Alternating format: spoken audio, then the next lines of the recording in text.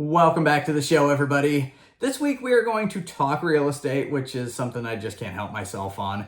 And we're going to talk about what happens when you list your house and you ask too much. What happens when you list too high? And to really get into this, we've got to think about what we learned in high school economics. When we've got buyers, we've got sellers, we've got price desired, and we've got willingness to pay. Nobody's under duress, and there's a midpoint for all of these things.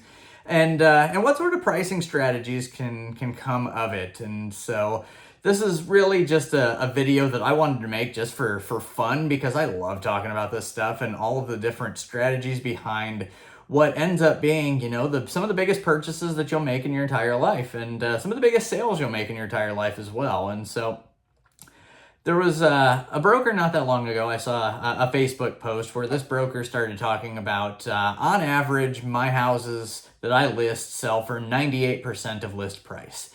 And that may mean something, it may not mean something. There was a good book that was published 60, 70, 80 years ago. It was called How to Lie with Statistics. And I've thumbed through it, and the concepts are fantastic for this sort of discussion. And this really starts to play into it. And so if 98% is being achieved by listing the house way too low, it's not really necessarily getting you to your desired outcome. Could really be a disservice to you, depending on the scenario. And so let's dive a little bit deeper into the different tranches of pricing strategy when it comes to listing your house. And so let's say that you've got a house, and the midpoint of your expected potential range for selling your house, let's just say it's 300 grand. And so if the midpoint is 300 grand, let's talk about three different pricing strategies when it comes to getting your house on the market and getting the best possible outcome for you. And so on one end of the spectrum, you may list that midpoint $300,000 house for 280 grand. At another point, you may list it for 300 grand. Another circumstance, you may list it for 320 grand. And let's talk about the good potential outcomes and the bad potential outcomes of all three of these scenarios. And this is really the things that you need to be thinking about, and having somebody in your corner thinking about them with you as you decide whether or not this makes sense for you to follow any one of these paths. And so let's say this $300,000 midpoint range gets listed at 280 grand. And the best of all outcomes here is you have so many people interested in the house that you get multiple offers, you have a bidding war. You potentially ask for the best and final a couple of days later, and for whatever reason, hopefully there's an outcome where there's an offer that either meets or exceeds your expectations. And so that's the good end of the spectrum of starting at the low end there. And this is how these folks are achieving 98 or 102% of list prices. You're listing a $300,000 house for 280 grand, and you're just going to see what happens. So good outcome, multiple offers, bidding war, high asking price achieved, or high offer achieved at a low asking price.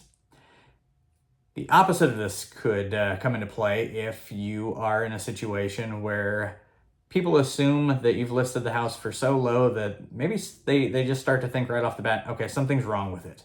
Or the other direction that this could go is people automatically see your house and assume that there's going to be a bidding war, and so they take a backseat to all of that. I'm not interested in getting into one of those. I'd rather direct my attention somewhere where it may be more beneficial to me.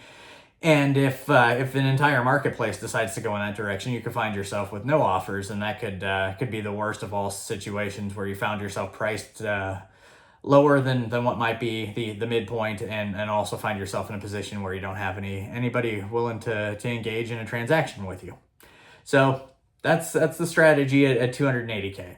Strategy at 300K becomes a little bit more expected. And so somebody comes to the table with their best foot forward, they give you a good offer, and you're either taking it close to the midpoint or at some reasonable deviation from it. And so that's the good outcome at that midpoint.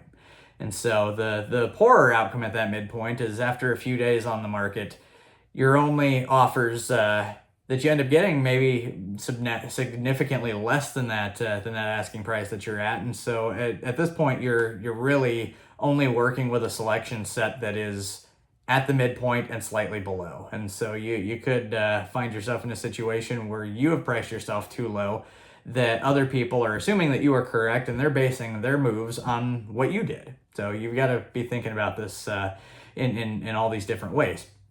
And so let's talk about the 320K approach here. And so you're listing it theoretically 20 grand above what might be the midpoint. And the best possible outcome here is that somebody finds a reason to pay the high price. Now, I've had this happen. There could be a perfect storm here where somebody is really, really excited to move in next door to their high school best friends or their friends from school, and they're so excited about the opportunity for their kids to grow up together that they're going to get a little irrational. They're going to pay the high price. This does happen. You can't predict something like that, though, but it does happen. The opposite end of listing high is that nobody comes to see your house and you're forced to decrease the price. And in my experience, price decreases multiply price decreases. And what does that mean? It means that if you decrease your price once, there'll generally be a contingent of people sitting on the sideline to figure out whether or not you'll do it again, because they've already seen that you have indicated that you will budge on your price. And so you may be in a situation where later on you may be forced to do so even more. And so with these different thoughts of pricing strategy, the question becomes, which strategy is the best for you?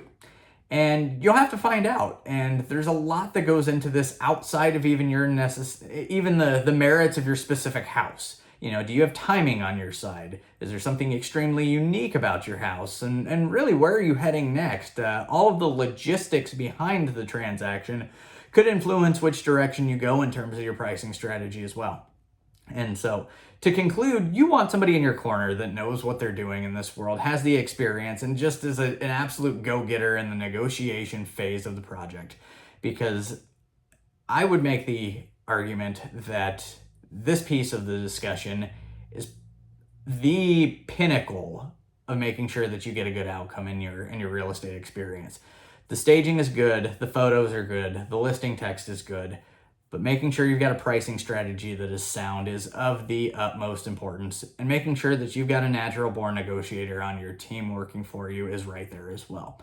If you are in the greater Indianapolis market, I can be that guy for you. If you are not in the greater Indianapolis market, but in the Indiana market, get in touch with me anyway. We'll see what that looks like. That's going to wrap this episode of the show up. If you have any feedback, any topics for the show that you want me to cover, anything in regards to pricing strategy for real estate, get in touch with me either in the comments or at indiedwell.com. Until next time, this is Anthony Drew Gary, host of The How To Show, signing off.